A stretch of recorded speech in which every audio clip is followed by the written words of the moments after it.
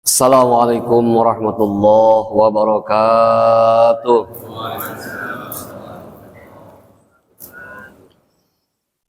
Alhamdulillahilladzi anzalas sakinata fi qulubil mu'minin liyazdadu imana ma'a imanihim.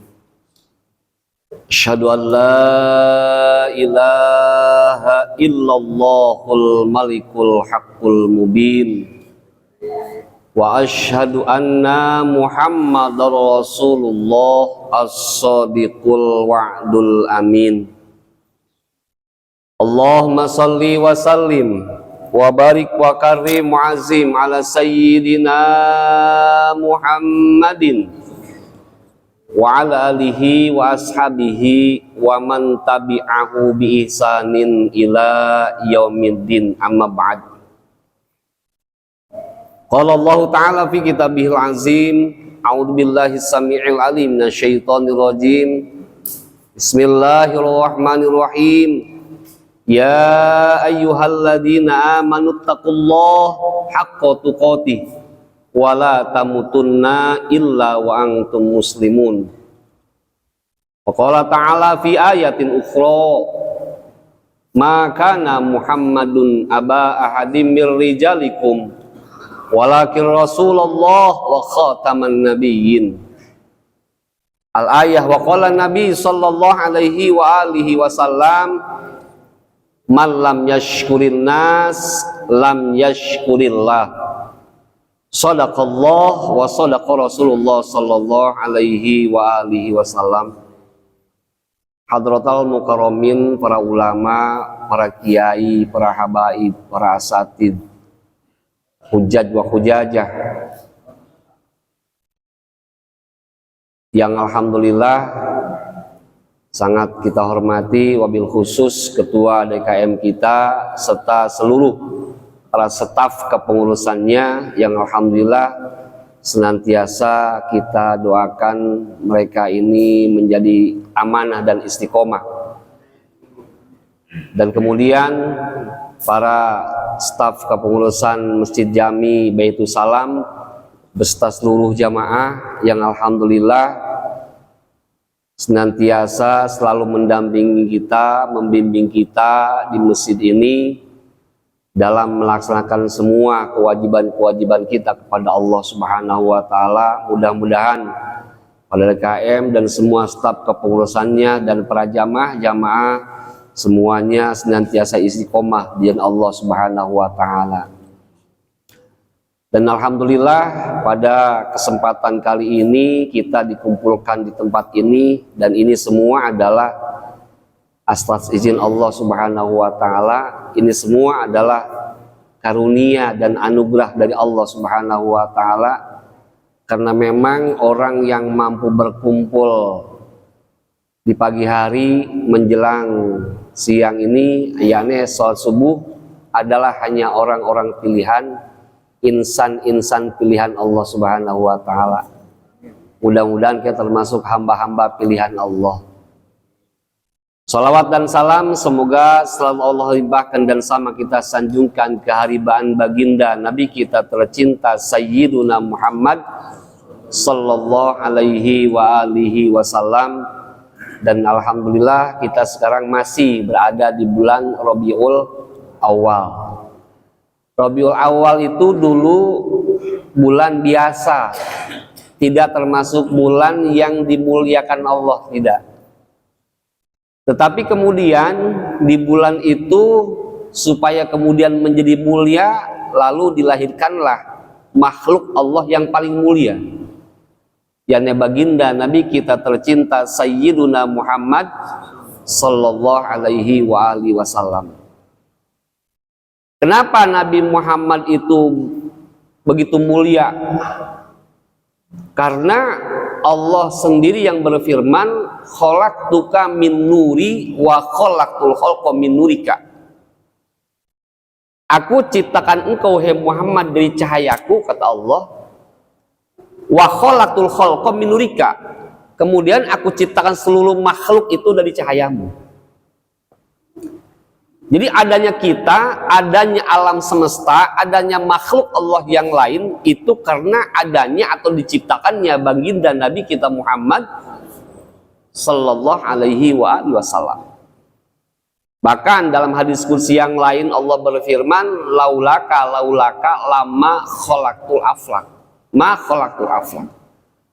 Kalau bukan karena aku ingin menciptakan engkau hai Muhammad, kalau bukan karena aku ingin menciptakan engkau hai Muhammad, ma khalaqtul aflaq, maka tidak akan pernah aku ciptakan jagat raya ini.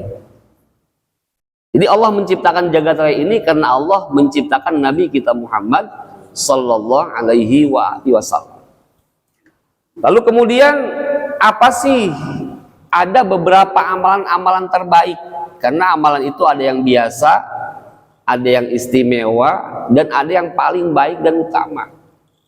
Nah ternyata di bulan Rabiul Awal itu untuk tadulu al mahabbah ila Rasulillah, yang pertama bi'aktsari sholawat. Untuk menunjukkan rasa cinta kita kepada Nabi itu, yakni dengan banyak baca sholawat, dengan banyak bersolawat. Entah sholawat mana yang kita hafal, yang kita bisa, yang kita senang, silakan baca sholawat sebanyak-banyaknya.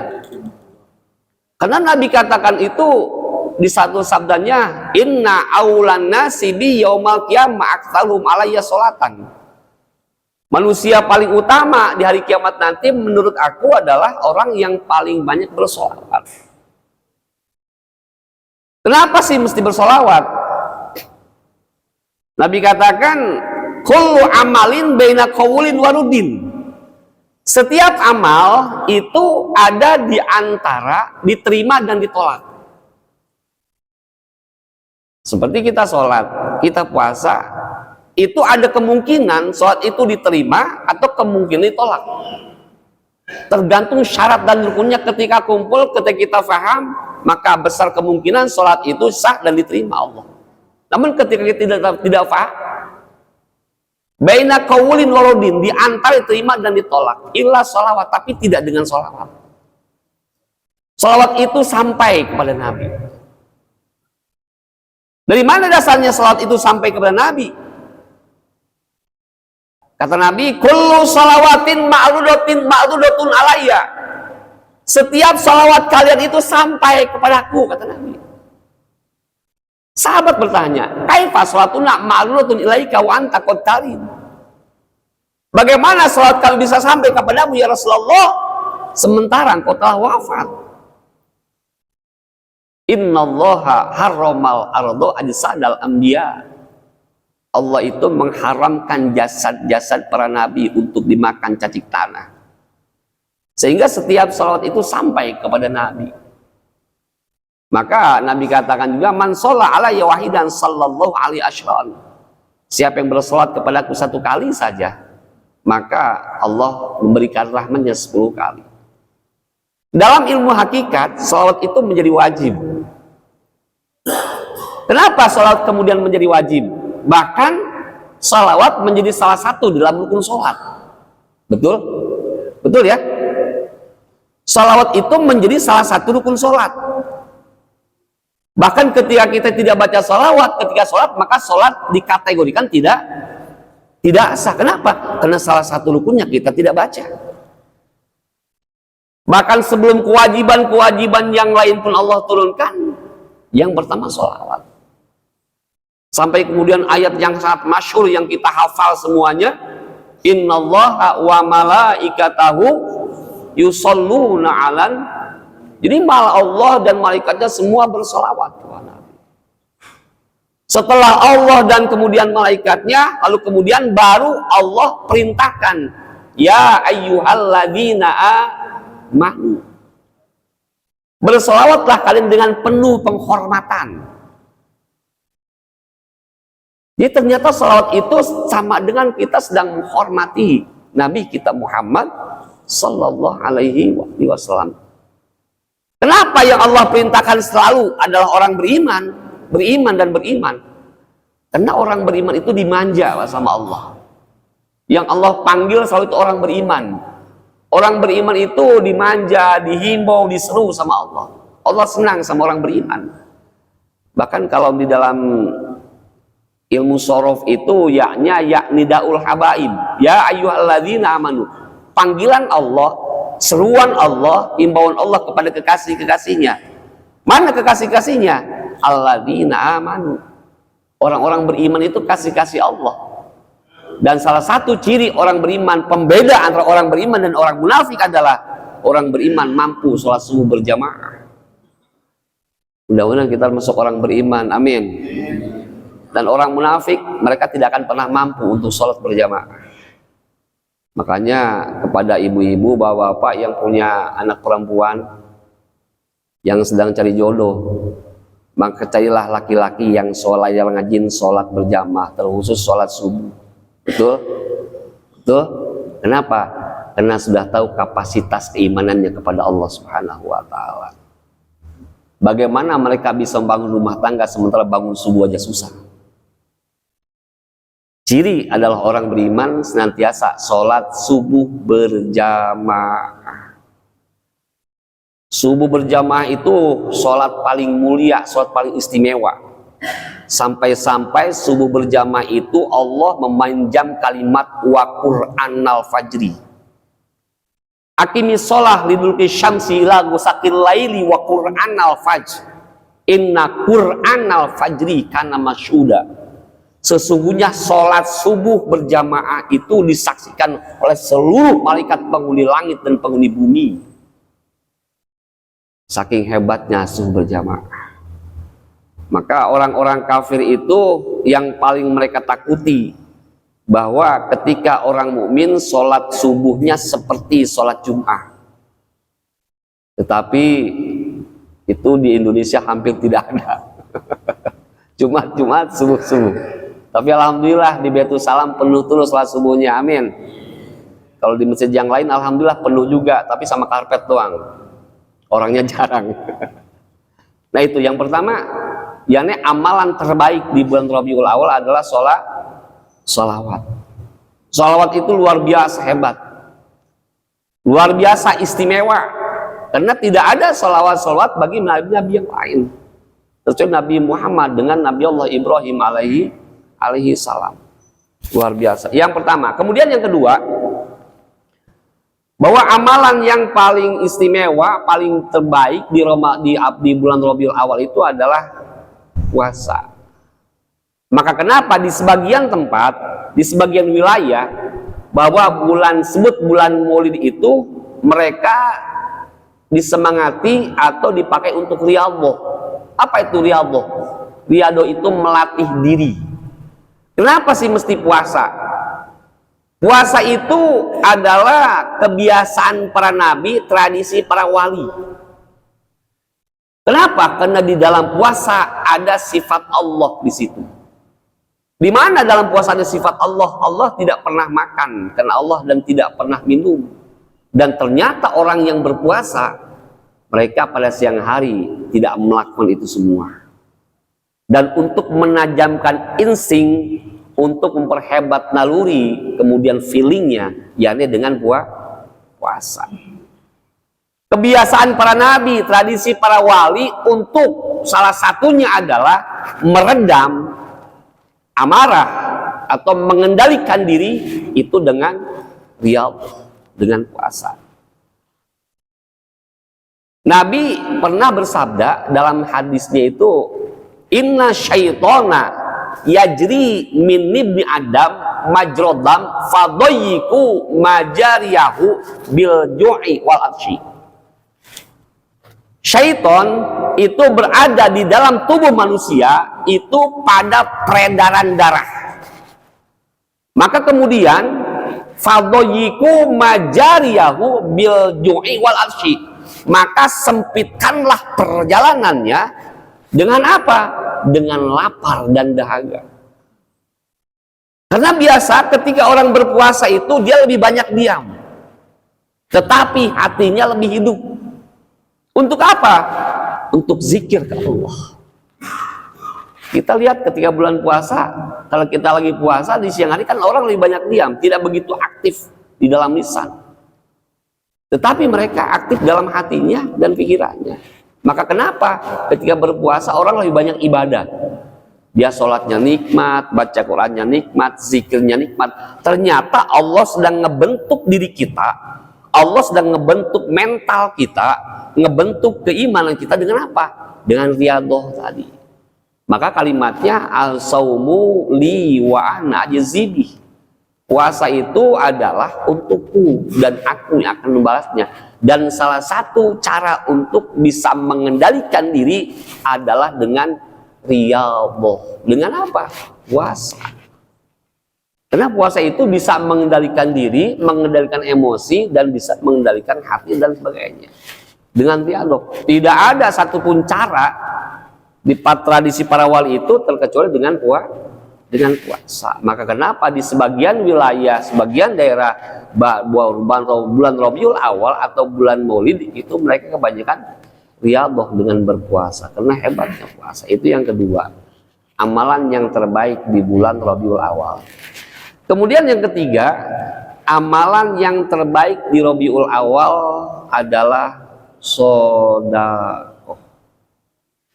Hampir di setiap negeri muslim mereka merayakan Maulidur Rasul. Karena saking kecintaannya kepada Nabi, untuk mengingat tarikh dan sejarahnya, intinya adalah memuliakan. Nah, sehingga tidak sedikit dari mereka itu mengeluarkan hartanya. Untuk apa? Untuk memperingati Maulid Nabi atau kelahiran baginda Nabi Muhammad Sallallahu Alaihi Wasallam. Memang ada dasar memperingati Maulid itu. Perayaan Maulid. Ketika Nabi sedang muzakarah dengan para sahabat, lalu kemudian sahabat itu bertanya kepada Rasulullah, "Ya Rasulullah, akhbirni an nafsika." Ceritakanlah kepada kami tentang dirimu. Lalu kemudian Nabi bertanya, "Kalian ingin tahu tentang diriku, entah masa kecilku atau ketika aku dilahirkan?" Kemudian para sahabat, "Terserah engkau ya Rasulullah, kami akan sangat senang mendengarnya. Kami senang apa yang engkau bicarakan, kami pasti akan merasa senang." Jadi sahabat-sahabat itu ketika kumpul bersama Nabi, mereka pada senang, Pak. Mereka senang, mereka nyaman. Karena salah satu sifat Nabi adalah daimal bishri. Dimanapun Nabi berada, bertemu dengan siapapun, kumpul dengan siapapun, maka Nabi itu selalu memberikan ketenangan, kenyamanan, kesenangan bagi orang. Daimal bishri. Sehingga kedatangannya, kehadirannya itu sangat diharapkan sekali sama sahabat-sahabat yang lain. Senang mereka, nyaman mereka bertemu dengan Nabi. Akhirnya Nabi ceritakan tentang hari kelahirannya, tentang hari kelahiran dirinya. Kenapa kok Nabi tahu? Karena Nabi itu walaupun lahiriahnya Nabi dilahirkan sebagai khotamul anbiya'i wal mursalin, penutup semua nabi dan rasul, tapi ternyata Nabi Muhammad itu diciptakan paling pertama oleh Allah. Kan Nabi itu paling pertama diciptakan Allah, betul ya? Tapi setelah lahiriahnya, lahir ke alam dunia paling terakhir dari antara nabi-nabi yang lainnya. Akhirni, diceritakanlah sama Nabi. Ketika aku dilahirkan dalam keadaan seperti ini, dilahirkan. Jadi semua Nabi cerita. Bahkan salah satu sahabat Abu Hurairah itu mengatakan, ketika itu menjelang subuh, menjelang fajar, aku melihat kok tidak ada matahari, tidak ada bulan, tidak ada bintang, api sembahyang semua mati. Tapi kenapa bumi ini begitu terang? Ini dunia kenapa begitu terang? Padahal belum pagi, belum siang. Tapi kenapa begitu terang? Akhirnya Abu Hurairah itu mindik-mindik rumah Aminah, melihat ada sesosok bayi kecil duduk di bangku, lalu wajahnya menengadah ke atas. Ternyata dari situlah sumber cahaya itu. Kan di dalam berjanji itu selalu kita katakan, kita baca, anta syamsun, anta badrun, anta nurun, fauqallu. Engkau itu matahari, engkau itu bulan, engkau itu cahaya di atas cahaya. Bahkan andaikan cahaya matahari, cahaya bulan, cahaya bintang itu disatukan semuanya, ternyata lebih terang wajahnya baginda Nabi kita Muhammad sallallahu alaihi wasallam. Yang kita tahu Nabi dan Rasul paling tampan siapa, Pak? Yang kita tahu selama ini siapa? Nabi yuk, betul ya? Yang kita tahu selama ini orang mengatakan bahwa Nabi yang paling tampan itu Nabi Yusuf.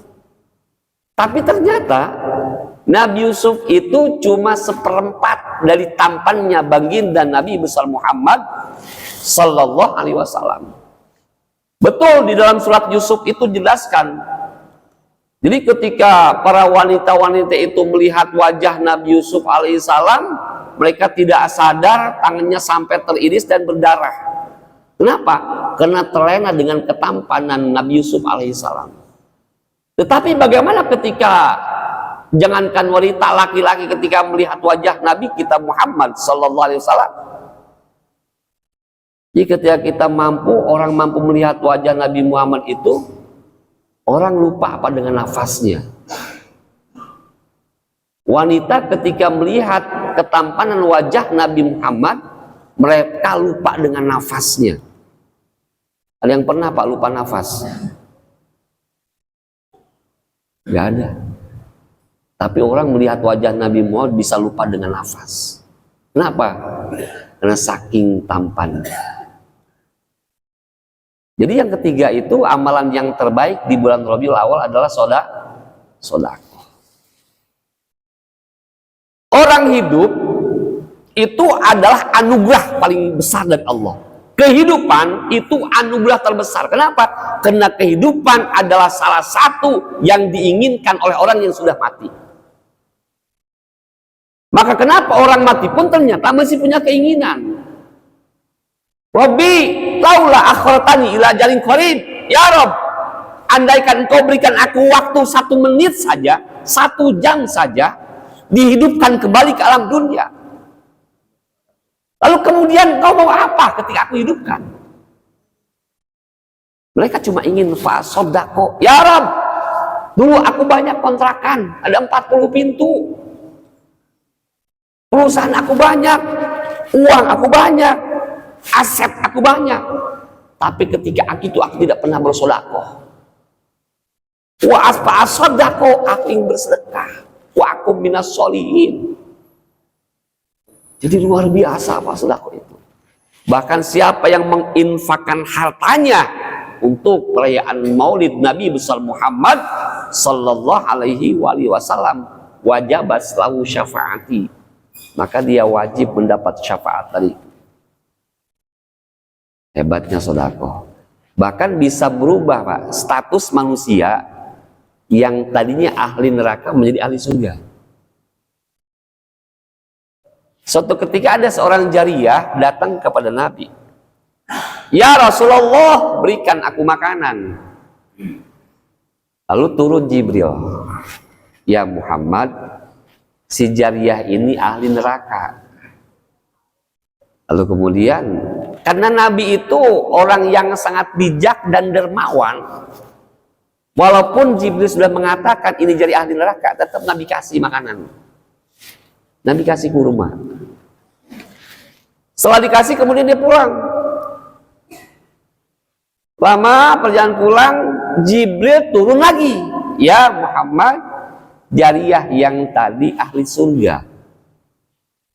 Kata Nabi, kenapa begitu cepat berubah status manusia yang tadinya ahli neraka kemudian menjadi ahli surga? Apa yang terjadi sebetulnya? Ternyata si jariyah yang Nabi tadi kasih makanan, lalu kemudian di jalan ketemu lagi ada orang yang minta-minta sama dia. Padahal dia pun minta sama Nabi tadi. Akhirnya kurma yang dikasih Nabi, dia kasih pula kepada orang yang lebih membutuhkannya. Dikasih kurma 1 dia belah, dia bagi 2, sehingga status si jariyah yang tadinya Jibril sudah vonis ahli neraka karena dia mensedekahkan sebagian yang diberikan sama Nabi tadi, maka berubah statusnya menjadi ahli Dari situ kemudian Nabi bersabda, tasodaku walau bisyikki tamroh. Bersodakohlah kalian walau hanya dengan sebelah kurma. Tapi jangan gagal paham, Pak. Kalau kita sodakoh kurma cuma sebelah doang lagi. Mungkin ketika zaman Nabi itu kurma atunya segede helm ya, gede. Sekarang kan kecil-kecil.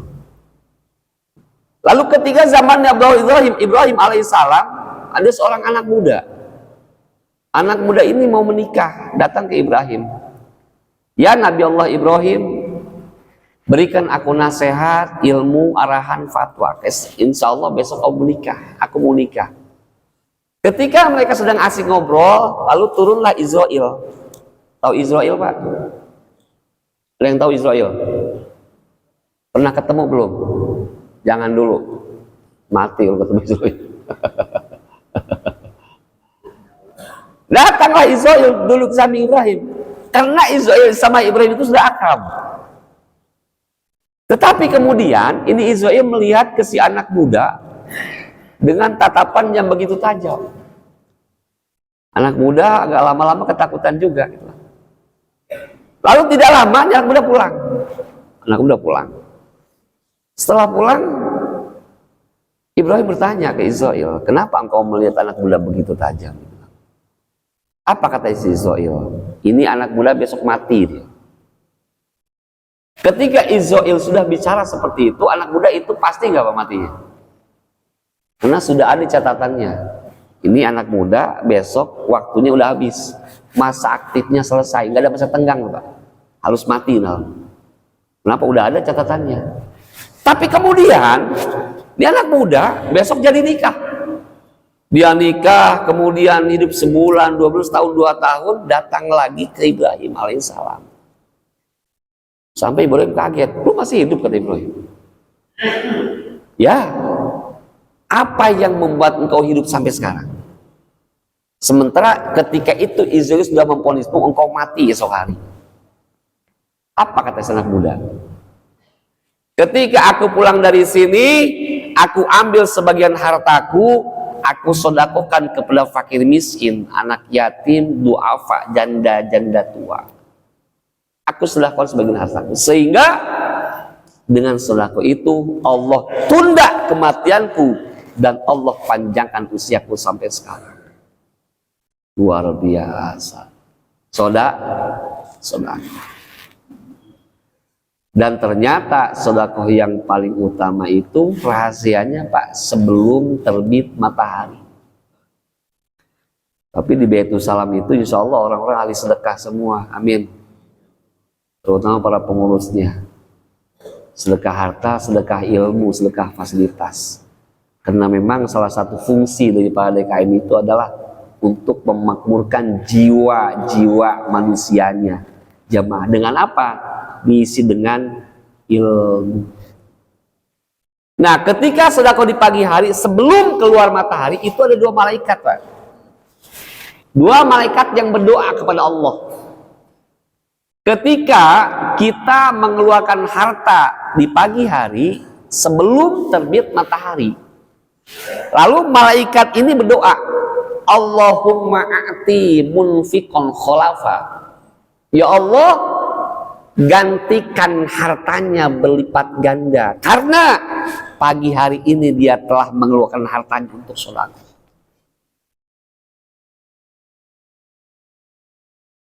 Lalu ada orang yang punya harta tapi dia tidak bersedekah, dia tidak keluarkan untuk sedekah.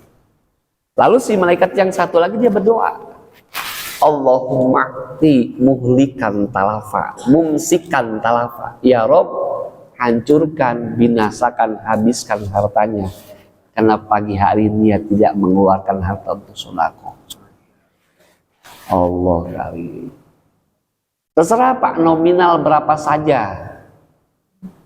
Karena yang Allah suka adalah amalan yang istiqomah. Wa in qalla, walaupun sedikit tapi istiqomah setiap hari. Allah tidak meminta banyak. Maka kalimat di Qur'annya, ittaqullah mastata'tum. Bertakwalah kepada Allah semampu kalian. Kita semampunya hanya sholat 5 waktu, ya udah 5 waktu. Kita mampunya tahajud cuma 2 rakaat, ya 2 rakaat. Kita mampu sedekah cuma 10.000 setiap hari, 10.000 nggak apa-apa. Mastata'tum, semampu kita sedekah. Ketika zaman Nabi Musa alaihissalam, Nabi Musa itu salah satu nabi yang bisa dialog dengan Allah. Maka gelarnya itu adalah Kalimullah, bisa berdialog. Musa itu bisa berdialog Pak dengan Allah. Bahkan ceritanya dulu iblis itu pernah mau tobat. Iblis itu pernah mau tobat. Tobat ngomong ke Musa. Ya Musa, saya mau tobat tuh. Wah, Musa udah senang. Musa udah senang, iblis mau tobat. Lalu kemudian tolong bilang ke Allah, aku mau tobat. Apa syaratnya? Nah, Musa dialog sama Allah. Ya Rob, saya senang hari ini. Kenapa emang? Iblis mau tobat ya. Yang bener loh. Oh, dialog. Betul. Apa syaratnya Rob? Cuma satu kata Allah. Syaratnya bilang ke iblis, kalau mau tobat, sujud di makamnya Adam alaihissalam. Sampaikanlah sama Musa kepada iblis. Oh, Musa udah senang. Mudah-mudahan iblis tahu. Ketika disampaikan, gimana kata iblis?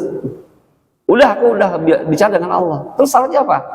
Engkau syaratnya ketika mau diterima tobat oleh Allah, maka engkau sujud di makamnya Adam alaihissalam. Wah, langsung berontak iblis. Tak dulu, enak aja. Kenapa? Dulu aja Adam masih hidup, gua nggak mau. Apalagi udah mau mati.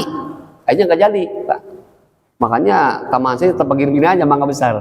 Kenapa? Masih banyak setannya, masih banyak iblisnya. Karena iblis dulu tobatnya nggak jadi. Nah, ketika zaman Nabi Musa, ada 2 sepasang suami istri. Ada 2 orang suami istri. Mereka hidup penuh dengan kemiskinan, kesusahan dan kesulitan. Susah luar biasa hidupnya. Gak punya harta sama sekali. Lalu istrinya menyarankan ke suaminya, Mang, kita ke Musa, yuk ke Nabi Musa. Mau ngapain nih, Bang? Nabi Musa itu kan dia bisa berdialog dengan Allah. Dia kan seorang utusan Allah. Lalu minta ke Allah supaya Allah berikan harta kepada kita, supaya kita nggak miskin terus. Akhirnya disetujui sama suaminya. Yuk. Akhirnya mereka datang ke Musa. Ya Nabi Allah Musa alaihissalam, tolong mintakan kepada Allah. Aku minta harta. Aku pengen hidup kaya. Akhirnya dikabulkan sama Musa. Musa dialog kepada Allah. Ini pasangan suami istri minta kaya. Kata Allah, boleh. Tapi cuma 1 tahun. Setuju nggak? Ya udah nggak apa-apa. Akhirnya betul 1 tahun. Oke, dikasih harta sama Allah 1 tahun. Nggak boleh lebih. Baik. Akhirnya dikasih harta begitu banyak. Di dalam perjalanan 1 tahun itu hartanya dia bikin panti asuhan, dia bikin masjid, dia bikin musola, dia bikin pesantren, dia bikin madrasah, semua sarana pendidikan. Lalu kemudian sampai menghidupkan banyak orang, bermanfaat bagi orang lain. Sampai 1 tahun, 2 tahun, 3 tahun ini harta kok makin banyak. Dia datang lagi ke Musa. Ya Nabi Allah Musa alaihissalam, ini gimana perjanjian aku dengan Allah? Sementara ini udah 1 tahun lebih, udah sampai 3 tahun. Akhirnya Musa bicara kepada Allah, ya Rob, dulu si Fulan bin Fulan suami istri itu engkau berikan harta cuma 1 tahun. Tapi kenapa sekarang sudah 2 tahun lebih engkau belum engkau ambil? Malah makin banyak hartanya. Apa kata Allah? Aku cuman beri dia 1 harta, tapi dia membuka 7 pintu harta yang lainnya. Sehingga aku tidak akan pernah sanggup untuk mengambilnya. Dengan apa? Dengan sodako. Jadi ternyata sodako itu yang mengabadikan dan menambahkan harta kita. Luar biasanya Pak. Dan ternyata harta itu, uang itu bisa bicara. Bisa bicara Pak. Jangan anggap makhluk Allah yang lain itu tidak bisa bicara. Contoh seperti air. Ini air, apakah kita sebut ini makhluk kemudian dia benda mati? Ini ternyata makhluk Allah yang bisa bicara dan bisa berdoa kepada Allah. Makanya maaf, hati-hati. Ini makhluk Allah yang bisa bertasbih dan bisa berdoa kepada Allah.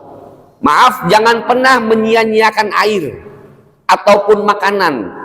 Karena ketika kita menyia-nyiakan makhluk Allah, sebut saja misalkan air ini, kita menyia-nyiakan air, tidak memanfaatkan sementara dia ada, lalu kemudian maaf, suatu ketika bisa jadi nanti dia yang akan menyia-nyiakan kita. Ketika kita butuh kemudian dia tidak ada.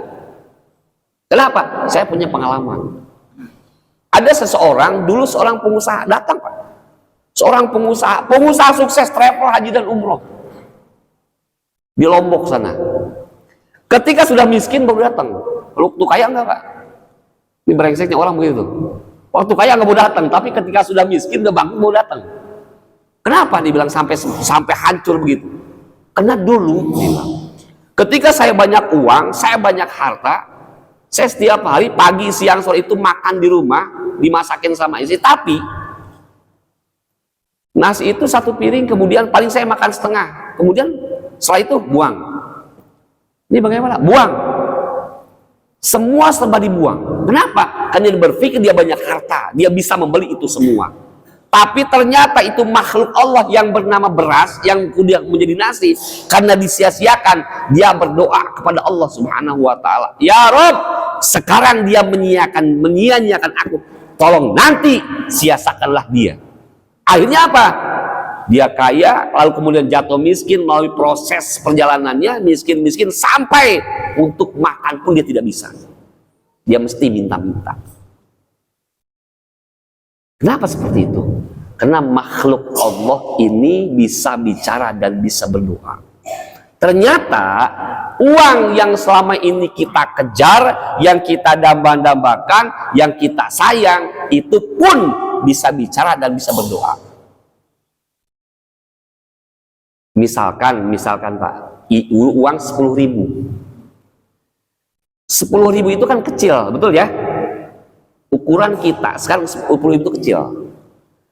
Tetapi kemudian uang ini bicara. Apa kata si uang ini? Kuntu fanian. Aku ini sementara. Aku ini rusak. Tetapi ketika engkau masukkan aku ke kotak amal, ketika engkau sodakokan aku kepada orang yang paling membutuhkan, fasirtu bakian. Ini rusak, ini sementara. Ketika engkau sodakokan aku, maka aku akan kekal di akhirat nanti, akan menjagamu. 10.000 doang. Aku akan kekal di akhirat, bahkan aku yang bisa menolongmu nanti. Bagian kekal di sana. Satu. Yang kedua, ternyata uang yang 10.000 itu yang selama ini kita pegang, itu pun bisa bicara dan bisa berdoa kepada Allah. Ini masih 10.000 nih. Apa kata si uang 10.000? Kuntu qalilan. Aku ini sedikit. Kau berikan nasi uduk selesai, jadi kotoran. Betul ya? Tetapi uang 10.000 ini ketika engkau masukkan aku ke kotak amal, aku engkau sodakokan, fasirtu kathiron, maka aku akan berubah menjadi banyak. Aku akan berlipat ganda. Maka ketika engkau mensodakokan dengan rasa bangga dan senang hati, maka dia akan datang kembali kepadamu beserta teman-temannya. Yang ketiga, kata uang si 10.000 tadi. Kunta hafiz tani. Sekarang engkau menjagaku. Aku disimpan di kantong, di dompet, di rumah, bahkan di bank. Tetapi ketika engkau keluarkan aku, engkau sodakokan aku, al-an hafiz tuka. Mulai saat ini aku yang akan menjagamu. Sehingga Nabi bersabda, as-sodakoh tadfa'ul bala. Sodakoh itu menolak balai, menolak bencana, menolak wabah, menolak mara bahaya. Semua urusan dimudahkan kemudian badan disehatkan, usia dipanjangkan. Dengan apa? Dengan sedekah. Ketika Nabi Isa sedang terdiam, lalu datanglah orang meminta-minta. Tetapi Nabi Isa tidak punya apapun yang untuk dikasih. Dia tidak punya apapun, bahkan senyum pun tidak mau ketika itu. Karena Nabi Isa itu Nabi paling miskin, Pak. Wala malun wala zaujatun wala baitun. Nabi Isa itu tidak punya harta, tidak punya rumah, tidak punya istri. Dia tidak bisa memberi apapun kepada orang yang minta-minta. Tetapi dia senyum pun tidak mau ketika itu. Lalu kemudian Allah menegur, ya Isa, kaifa yarhamukallah wa anta la tarhamu li akhika. Bagaimana aku akan sayang kepadamu sementara engkau tidak sayang kepada saudaramu? Jadi sama saudaranya dia tidak sayang, bagaimana Allah akan menyayanginya? Makanya irhamu man fil ardi yarhamuhum man fis sama. Sayangilah orang yang ada di bumi, maka yang ada di langit akan menyayangi. Jadi ketika kita menyayangi mereka dengan realisasinya dengan sedekah tadi, maka ternyata Allah akan lebih menyayangi kita. Jadi kita sayang, Allah menyayangi, kita cinta, Allah kita beri, maka Allah beri. Itu yang disebut dengan simbiosis mutualisme.